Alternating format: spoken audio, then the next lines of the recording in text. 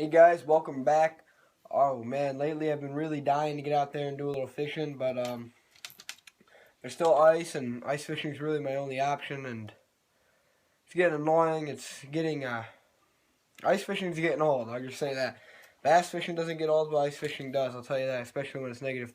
The negatives almost every time I try to go. But guys, I have all my rods ready for spring, so I want to talk about baits and things that you want to use in the spring. So let's get to it. I've organized the video in pretty much 3 different sections. Um, Organized it in hard baits you're gonna use in the spring, and like jigs, like a blade, like a chatterbait or a bladed jig, and regular jigs. And then one other bait I'm gonna talk about in a little while. That I just want to talk about for the spring. But let's start with the hard baits. Guys, one of the most well-known baits for the spring, a hard bait for the spring, would be rattle trap, of course. Rattle traps work really good in the spring. I mean, early on, you might not catch as many fish on it unless you're yo-yoing it or fishing it slow. That's not the first bait I would choose, ice out or early in the spring, a rattle trap. First of all, I don't have a lot of confidence with one, and I've caught fish. I mean, I'm going to try to catch more on it this year, but I'd wait for the grass to come up a little bit, or maybe just for the water to get over 50, 55 degrees right before pre-spawn, when when they're moving up and they're right about to spawn. I'll throw this bait, catch a few fish. But in the spring, this is deadly in the shallow flats and stuff. When you want to cover a lot of water, you get a little grass on there, rip it off, create a reaction strike. When those bass move up to spawn and on grassy flats, that's really the bait to go with. Another really popular bait for the spring that most everybody probably fishes, which I really only had success with it in spring last spring, but of course it's a jerk bait. A jerk bait is a pretty versatile bait in the spring because you can fish it all the way up till early summer, late spring, and from ice out to early summer, late spring. Just any kind of jerk bait like this right here. But when the ice comes off, I mean, I'll start fishing with this real early in the spring. When I just fish it real slow, just slow cadences, long pauses, you can catch fish on this bait. It would be my number one choice for that time of year because I'm going to talk to you about what I like to fish early in the year. Oh, by the way, early in the year you don't always have to fish extremely slow. Anyway, this bait I would really pick towards mid-spring, late spring, when you can move it fast, get the reaction strikes. And it's a great bait for that. Or if the water's really cold and you're not catching them on really anything else, go with the jerk bait and fish it real slow in the spring. Make sure you have long pauses and a constant cadence. Make sure you're using a jerk bait that suspends too, or else you're really not going to get a lot of bites on that bait. Next is one of my favorites, especially last spring. Man, last spring was great for this, but fishing a crankbait. A crankbait is, a lot of people don't fish a crankbait really early in the spring, but I want to talk about a crankbait really early in the year. Crankbait really early in the year would be really great if these bass are in dirty water and moved up into wood or just shallow. The muddier the water, the more shallow the bass will be in the spring, because that muddy water heats up a little faster, especially in the shallow, so they'll move up pretty close. Even ice out, I've caught them in 2 feet of water, and on a shallow crankbait, really helps. But when that water's a little darker and that shallow water warms up way faster and you find the bass way up in the shallows, get a little bait like a square bill or a DT4 like I have tied on here. And really, the bass are going to be feeding up on craws mostly. The bait fish won't be very active and they won't be up that shallow. So the only type of forage the bass will have up shallow will be the crawfish, and that's mainly what they'll be feeding on.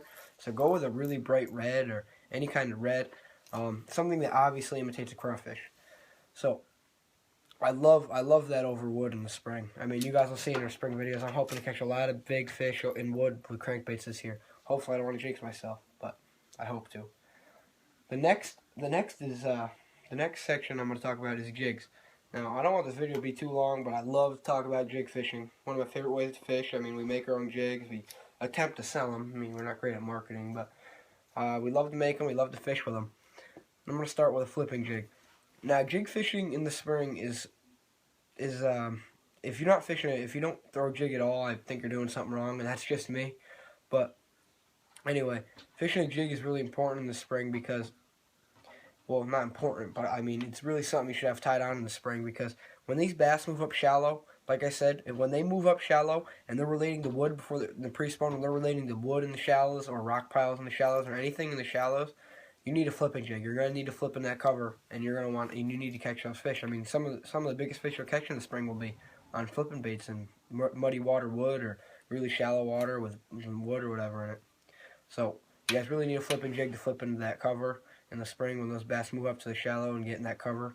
Because especially when the water's muddy, they'll have their noses right up into the wood. Like literally, the noses will be in the wood when in the early in the year if the water's dark and dirty. You're gonna have, and a lot of times in the north it's pretty dirty because all the runoff is from the snow and ice we get. You just want to pitch that right close to the wood as close as possible, and you want to shake it, hop it, don't get a bite, reel it in, pitch to the next piece, or really work around that because the water's not going to be that clear. You need a flipping jig. Now, you're not just going to want a flipping jig. You're going to maybe want 2 jigs tied on or have 2 different types of jigs with you. I mean, you don't need 2 jigs tied on, but if you're not catching them on the flipping jig, you're going to tie on a jig like an Arky, a football jig, or any kind of casting jig. Because on those secondary points leading into those shallows and those flats, the secondary points leading into those coves where they're going to move up the spawn or where they're going to be when the water's warmer, they might stage up on there if it's not such a sunny day out and the water's not heating up fast. Maybe it's overcast or something. You're going to be on the secondary points. They're not going to be that active. I mean, if they are active and they're on the secondary points, then you can throw that crankbait out there, like jerkbait, that rattle trap, and really catch a lot of fish. Or even an Alabama rig, which I will talk about soon. But if they're not biting very good, it's overcast, it's really kind of chilly out, but they're on the secondary points getting ready to move up in the next warm day, you're going to need a jig like that to cast around that point and work real slow and fish it really, really good, and you're going to catch a lot of big fish that way too. Next jig I want to talk about, not really a jig, I don't call it a jig, everyone else calls it, like down south call it a bladed jig, or other people call it a bladed jig. I call it a chatterbait, but it's pretty much what this is, chatterbait of course. But this bait is one of my favorites in the spring, one of my favorites last spring. I mean, caught a lot of fish on this all year. I mean, this is bait probably caught the most fish for me this year, and for my buddy Luke, and he's got to start making some videos soon, but we'll get to that, guys, when the ice melts. You're going to want, this is really very versatile. If those bass move up shallow, you fish them on those, flats, just anywhere on those flats and catch bass. You can flip these baits if you have to, if they're not biting very good.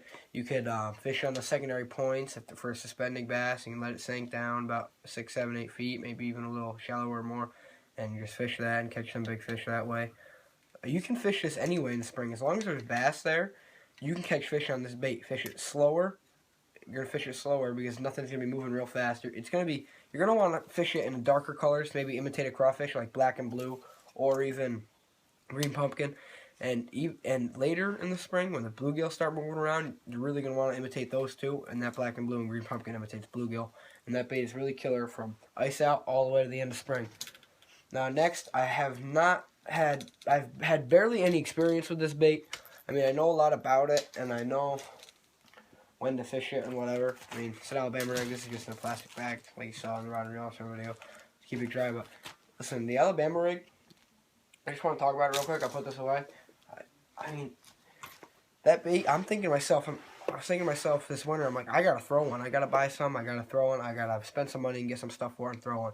Because when you're fishing in the spring, on those flats or on those break lines of the flats, anywhere where the bass will sit before they stage up, before they move the stage up, like on the edge of the flats, on the secondary points, they're going to pretty much be suspended there, not really stuck to the bottom, suspended there. Or maybe they'll be suspended in the middle of the channels or something. Alabama rig would really be a great way to get those fish. I mean, you cast that thing out, let it sink for a second, and then start cranking it real slow in, and that thing's going to be right in front of those suspended fish's face. I mean, on the edges of the flats, secondary points, or even on top of some, like if there's bass sitting on a 7-foot, 10-foot flat, maybe a little shallower, I mean, you can fish that thing. You just got to make sure you're fishing it slow. And it's going to look like a school of bait. And you can really catch some big fish on that, in my opinion. When those males move up to spawn, they're in the shallows, all you're doing is catching small males.